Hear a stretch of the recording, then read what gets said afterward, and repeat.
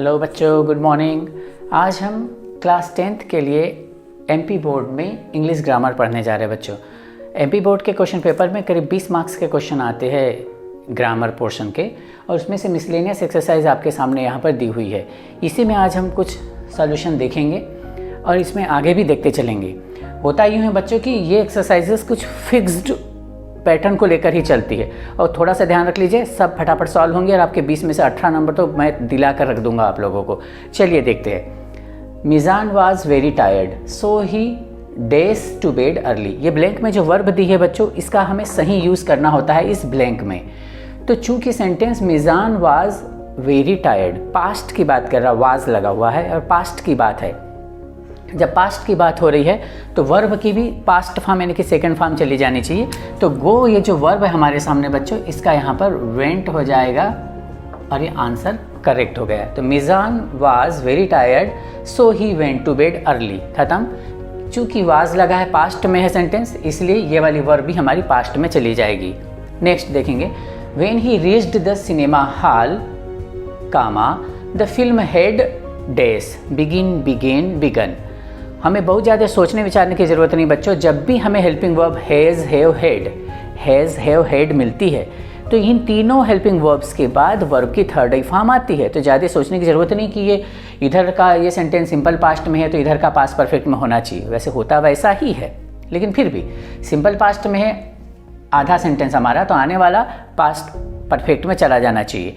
और उतना भी नहीं सोचे हम तो लीजिए, हैज़ हैव हैड है, उनके बाद वर्ब की थर्ड ही फॉर्म आनी चाहिए। तो हमारी वर्ब की थर्ड फॉर्म हो जाएगी begin began begun, BEGUN begun. ये भी हो गया बच्चों। आगे, Rita felt tired comma she dash in the pond since morning, और ब्रैकेट में वर्ब दी है स्विम।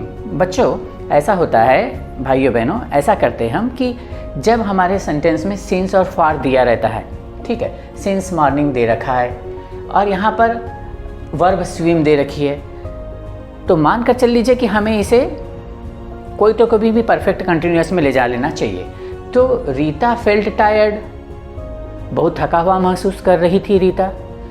क्यों भाई? क्योंकि she has been swimming in the pond since morning, क्योंकि वह नदी में तैर रही है, या she had been swimming in the river in the pond since morning. चूँकि ये पास्ट में है तो इसे भी हम पास्ट परफेक्ट कंटिन्यूअस में ले चलते हैं। तो she had been swimming, SWIMMING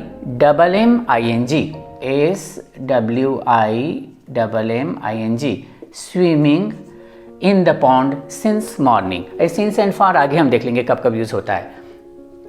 this is very light box comma you dash lift it.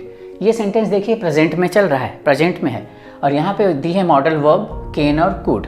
तो ज़्यादा सोचने विचारने की आवश्यकता नहीं बच्चों, कैन लगाऊं कि कुड लगाऊं, सिंपल सी बात है, ये प्रेजेंट की बात है। इज एम आर हम जानते हैं कि प्रेजेंट की ही बात होती है, तो चूंकि वो प्रेजेंट की बात है इसलिए हम उसमें हम कैन और कुड में से किसी एक को चुनेंगे, और वो से हम चुनेंगे किसको? Can, can CAN can.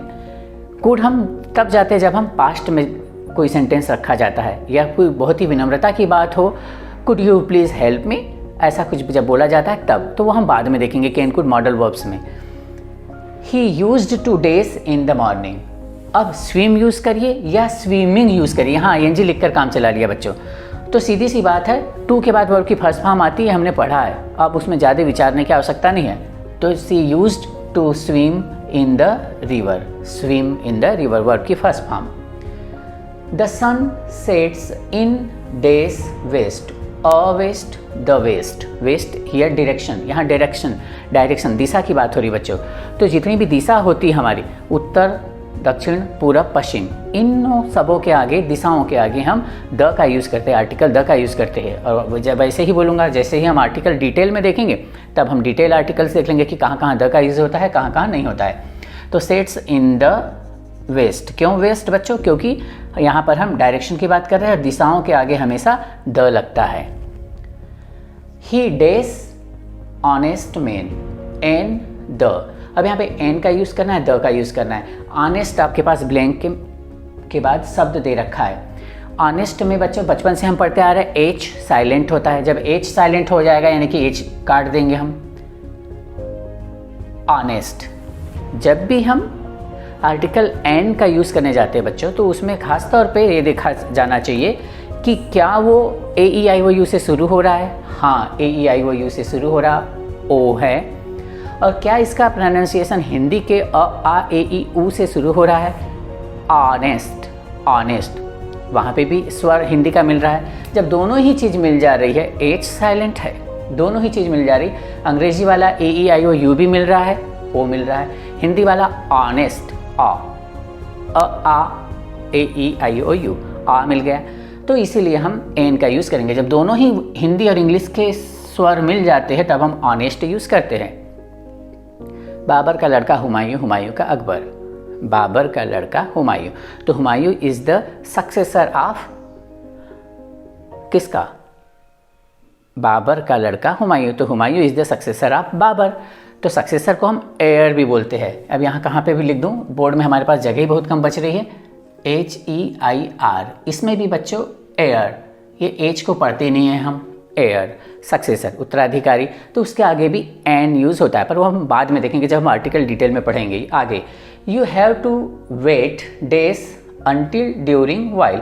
अब यहाँ हिंदी मीनिंग समझ लीजिए, आपको इंतज़ार करना होगा जब तक नहीं बोला जाए, दौरान, जब तक नहीं, अनटिल का मतलब होगा जब तक नहीं। तो you have to wait until you are asked to move, you have to wait until you are given permission. तो जब तक नहीं, अनटिल का मतलब होता है जब तक नहीं, और यहाँ पर अनटिल यूज़ होगा बच्चों, until.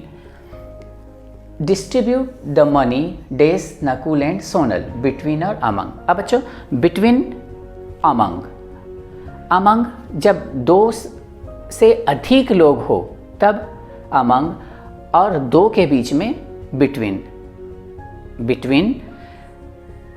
A cricket match is going on between India and Pakistan.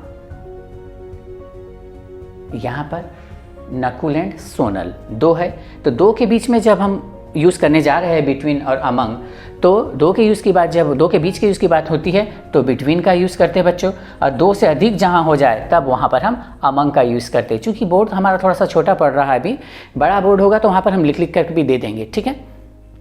आगे, Sajid does not have days friends much many. इनका भी यूज़ हम डिटेल में देखेंगे, पर फिलहाल यहाँ पर ब्लैंक है हमारे पास, इस ब्लैंक में मच यूज़ करूँ या मेनी यूज़ करूँ। तो बच्चों मच जो है, मच शुगर इन द बोल, उसको काउंट ही नहीं कर सकते हैं, अनकाउंटेबल मच।